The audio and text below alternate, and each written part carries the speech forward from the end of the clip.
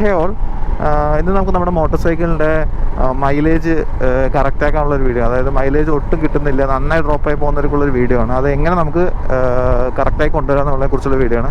ശരി, വീഡിയോ ആയിട്ട് കിടക്കാം. ഇപ്പോൾ ഹിമാലയന് മൈലേജ് വരുന്നത് 28 to 34 അപ്പോൾ അത് കിട്ടാത്തവർക്ക് 34 മാക്സിമം ആണ്. അപ്പോൾ നമുക്ക് ഹൈവേസിലേക്കാണ് 32-34 കിട്ടുള്ളൂ.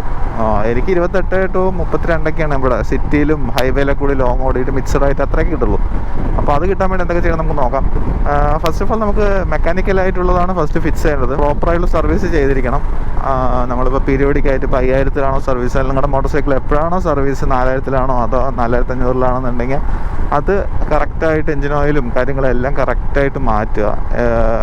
സർവീസിനൊപ്പം തന്നെ നിങ്ങളിപ്പോൾ എയർ ഫിൽറ്റർ കാര്യങ്ങളൊക്കെ ചേഞ്ച് ചെയ്യാതെ ഓടിക്കാതിരിക്കുക. ചേഞ്ച് ചെയ്യുക, എയർ ഫിൽറ്റർ മാറ്റണം കറക്റ്റായിട്ട്. വെച്ചാൽ ഈ കറക്റ്റ് എയർ ആകുമ്പോഴാണ് ഇതിൻ്റെ ഫ്യൂവലിങ് കറക്റ്റ് ആവുള്ളൂ. സോ എയർ ഫിൽറ്റർ ഒന്നും മാറാതെ വണ്ടി ഒന്നും ഓടിക്കാതിരിക്കുക. അപ്പോൾ എയർ ഫിൽറ്റർ കറക്റ്റാണ് നോക്കാം. അതേപോലെ ക്ലച്ച് കണ്ടീഷൻ നോക്കുക. അതായത് ഒരുപാട് ക്ലച്ച് ഫ്രീ പ്ലേ കറക്റ്റ് ആണോ, അതോ ക്ലച്ച് ഒരുപാട് സ്ലിപ്പായി പോകുന്നുണ്ട്, അല്ലെങ്കിൽ ക്ലച്ചും ഡാമേജ് ഒരുപാടൊന്നും വണ്ടി എടുക്കുന്നില്ല, പവറില്ലാന്നുണ്ടെങ്കിൽ നമുക്ക് മൈലേജ് അവിടെ കത്തിപ്പോകും, ഒരുപാട് എണ്ണ കത്തും. ക്ലച്ചിൻ്റെ സൈഡ് കൂടി ഒന്ന് ചെക്ക് ചെയ്യണം. അത് വളരെ വളരെ വളരെ ഇമ്പോർട്ടൻ്റ് ആണ്. ടയറിൻ്റെ എയർ പ്രഷർ വീക്ക്ലി ചെക്ക് ചെയ്യുക. നിങ്ങൾ ഏത് വണ്ടിയാണെന്നുണ്ടെങ്കിലും വീക്ക്ലി തന്നെ ടെസ്റ്റ് ചെയ്തു. അപ്പോൾ നിങ്ങൾക്കൊരു ഐഡിയ കിട്ടും കുറയുന്നുണ്ടോ ഇല്ലയോ എന്നുള്ളത്.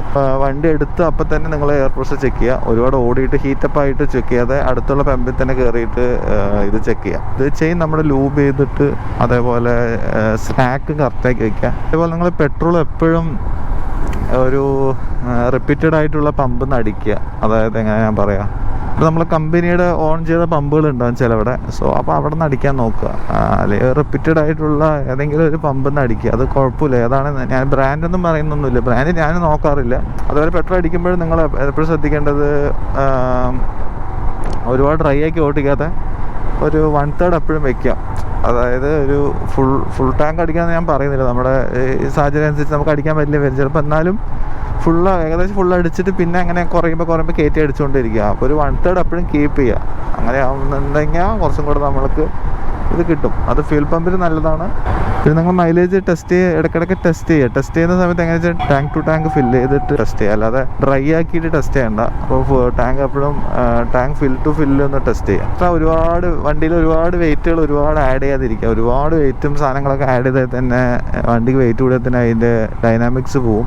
അപ്പോൾ പിന്നെ ഡ്രാഗുകൾ വരും ചിലപ്പോൾ. നമ്മൾ എക്സ്ട്രാ ആയിട്ട് ഒരുപാട് ഫിറ്റിങ്സ് ഒക്കെ ചെയ്യുന്ന സമയത്ത് നിങ്ങളത് കൺസിഡർ ചെയ്യുക. ഇപ്പോൾ നിങ്ങൾ ടോപ്പ് ബോക്സ് ഒക്കെ വെച്ചിട്ട് സിംഗിളായിട്ട് റൈഡ് ചെയ്യണോ, അല്ലെങ്കിൽ സൈഡ് ബോക്സ് ഒക്കെ നിങ്ങൾ യൂസ് ചെയ്യണമെന്നുണ്ടെന്നുണ്ടെങ്കിൽ ഡ്രാഗൊക്കെ ഉണ്ടാവുമല്ലോ. സോ മൈലേജ് നല്ല ഡ്രോപ്പൊക്കെ വരാൻ ചാൻസ് ഉണ്ട് ലഗേജ് കൂടുന്ന സമയത്ത്. പിന്നെ നമ്മുടെ എയറോഡൈനാമിക്കിനെ ബാധിക്കുന്ന സമയത്ത് മൈലേജൊക്കെ കുറയും. അപ്പോൾ നിങ്ങളത് മനസ്സിലാക്കുക. മീൻസ് ഇങ്ങനെയൊക്കെ ഒരുപാട് ലോഡിങ് കയറ്റിക്കാൻ എന്തായാലും മൈലേജ് കുറയുന്നുള്ളത് മനസ്സിലാക്കുക. അപ്പോൾ മനസ്സിലാക്കിയിട്ട് ചെയ്യുമ്പോൾ കുഴപ്പമില്ല. പിന്നെ നിങ്ങൾ ഒരുപാട് ഓക്സിലറി ലൈറ്റോ അല്ലെങ്കിൽ ഓക്സിലറി ലൈറ്റ് കാര്യങ്ങളൊക്കെ ഒരുപാട് ഫിറ്റ് ചെയ്തിട്ടുണ്ടെന്നുണ്ടെങ്കിൽ അതും പവർ എടുക്കുന്നത് എഞ്ചിൻ നിന്നാണ് പവർ എടുക്കുന്നത്. സോ നിങ്ങളത് മനസ്സിൽ വയ്ക്കുക. ഒരുപാട് ഓക്സിലറി ലൈറ്റും ഒരുപാട് പവറുകളും വെച്ച് കഴിഞ്ഞാൽ അതും നിങ്ങളുടെ മൈലേജിനെ ബാധിക്കും, ഫ്യൂൽ കൺസംഷനെ ബാധിക്കും. മീൻസ് എഞ്ചിൻ നന്നായി ലോഡ് ചെയ്യും ഓടാൻ വേണ്ടിയിട്ട്. എല്ലാം കറണ്ട് എടുക്കുന്നത് എഞ്ചിൻ നിന്നാണല്ലോ.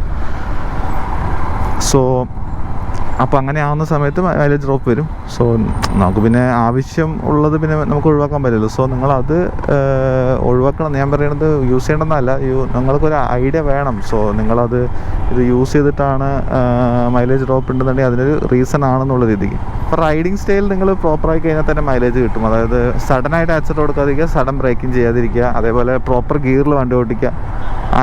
ഗിയർ എൻജിന് സ്ട്രെസ് ചെയ്യാതെ അതിൻ്റെ ഒരു ഐഡിയൽ സ്പീഡ് ഉണ്ടല്ലോ, അപ്പോൾ അതിൽ മെയിൻറ്റെയിൻ ചെയ്ത് വണ്ടി ഓടിക്കുക. സോ നിങ്ങൾക്ക് അപ്പം നല്ല മൈലേജും കിട്ടും, വണ്ടിയുടെ ബാക്കി കമ്പോണൻസിനും നല്ലതാണ്.